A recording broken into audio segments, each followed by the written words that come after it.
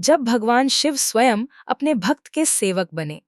कहते हैं, सच्ची भक्ति में इतनी शक्ति होती है कि स्वयं भगवान भी अपने भक्त के सामने झुक जाते हैं। यह कहानी है मिथिला के महान कवि भगवान शिव के परम भक्त महाकवि विद्यापति की और उस रहस्यमयी सेवक की जिसका नाम था उगना। लेकिन क्या आप जानते हैं, वह साधारण सेवक कोई इंसान नहीं था, वह स्वयं महादेव थे। कल्पना कीजिए, एक महान कवि जो हर पल भगवान शिव का स्मरण करता था। उसकी भक्ति इतनी गहरी थी कि कैलाश पर बैठे भगवान शिव भी भावुक हो उठे। और फिर एक दिन भगवान ने ऐसा निर्णय लिया जिसे सुनकर आज भी लोगों की आंखें नम हो जाती हैं। उन्होंने सोचा, मेरा भक्त मुझे हर पल याद करता है, अब मैं उसके पास रहूंगा। लेकिन भगवान राजा की तरह नहीं आए, ना ही दिव्य रूप में। वे आए एक साधारण गरीब सेवक बनकर। नाम था उगना। आज की इस कथा में आप जानेंगे कैसे भगवान शिव बने सेवक। विद्यापति को कैसे पता चला कि उगना स्वयं महादेव हैं? वह कौन सा चमत्कार था जिसने सब बदल दिया? और क्यों आज भी बिहार के मधुबनी में उगना महादेव की पूजा होती है? तो आइए भक्ति और प्रेम की इस अद्भुत यात्रा की शुरुआत करते हैं। मिथिला की धरती, जहां संस्कृति, ज्ञान और भक्ति की गूंज हर ओर सुनाई देती थी, वहीं जन्म हुआ महाकवि विद्यापति का। वे केवल कवि ही नहीं थे, वे भगवान शिव के अनन्य भक्त थे। सुबह हो या रात, हर समय उनकी वाणी में बस एक ही नाम रहता, हर हर महादेव। कहा जाता है कि विद्यापति जब शिव स्तुति लिखते थे तो उनकी आंखों से आंसू बहने लगते थे। उनकी भक्ति में कोई दिखावा नहीं था, वह प्रेम था, पूर्ण समर्पण था। कैलाश पर्वत पर बैठे भगवान शिव रोज अपने भक्त की पुकार सुनते थे।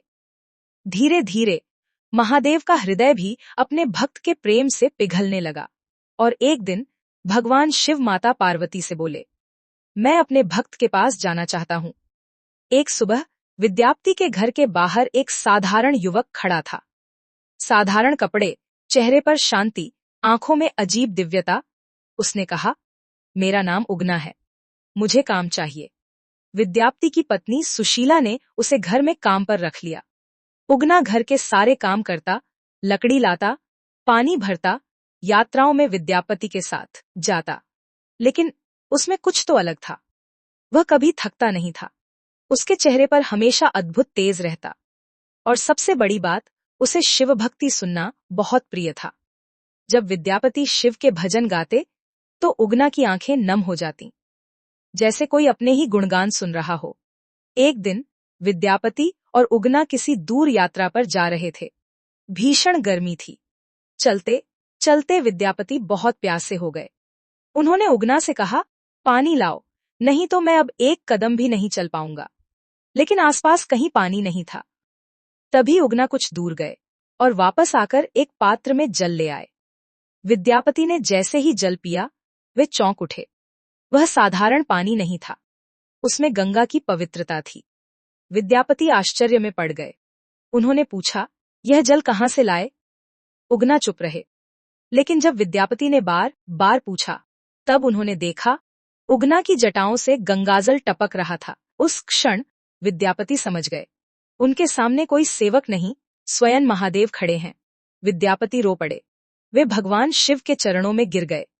कंपित आवाज बोले, प्रभु, मुझसे इतना बड़ा अपराध हो गया, मैंने आपको सेवक बनाकर रखा। भगवान शिव मुस्कुराए। उन्होंने कहा, विद्यापति, यह अपराध नहीं, यह तुम्हारी भक्ति का फल है। लेकिन शिवजी ने कहा, इस रहस्य को किसी से मत कहना। विद्यापति ने वचन दे दिया और फिर कुछ समय तक भगवान शिव उगना बनकर अपने भक्त के साथ रहते रहे। एक दिन घर में किसी बात को लेकर सुशीला क्रोधित हो गईं। उन्होंने उगना को डांटना शुरू कर दिया। विद्यापति यह दृश्य सह नहीं पाए। भावुक होकर अचानक उनके मुंह से निकल गया, रुको, तुम नहीं जानती, ये स्वयं महादेव हैं। बस इतना सुनते ही पूरा वातावरण बदल गया। उगना मुस्कुराए और धीरे धीरे उनका रूप दिव्य प्रकाश में बदलने लगा। विद्यापति रोते हुए बोले, प्रभु, मुझे छोड़कर मत जाइए। लेकिन शिवजी ने कहा, अब समय आ गया है, मैं जा रहा हूं, लेकिन जहां सच्ची भक्ति होगी वहां मैं सदैव रहूंगा। इतना कहकर महादेव अंतर्ध्यान हो गए। आज भी बिहार के मधुबनी जिले के भवानीपुर में उगना महादेव मंदिर स्थित है। कहा जाता है यही वह स्थान है जहां भगवान शिव अपने भक्त के लिए सेवक बनकर रहे थे। आज भी हजारों भक्त वहां पहुंचते हैं और इस कथा को याद करके भावुक हो जाते हैं। उगना महादेव की यह कथा हमें सिखाती है, भगवान को धन, शक्ति या दिखावा नहीं चाहिए। उन्हें चाहिए सच्चा प्रेम, निस्वार्थ भक्ति और निर्मल हृदय। जब भक्ति सच्ची होती है तो भगवान केवल दर्शन ही नहीं देते, वे अपने भक्त के जीवन का हिस्सा बन जाते हैं।